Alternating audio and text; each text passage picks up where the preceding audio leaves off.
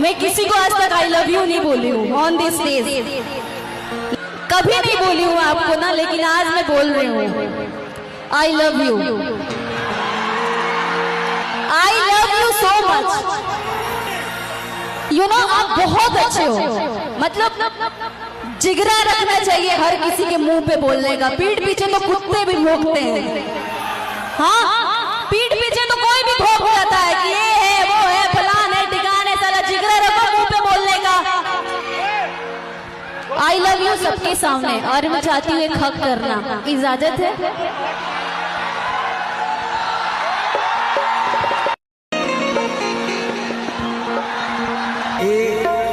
जवन है केहू के जरा ही खाती हमरा के गले लगौले हुई है, ये बहुत ऊपर के चीज ही है।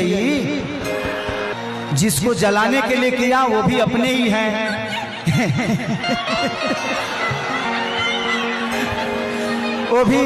वो भी मेरे बड़े भाई की तरह ही है।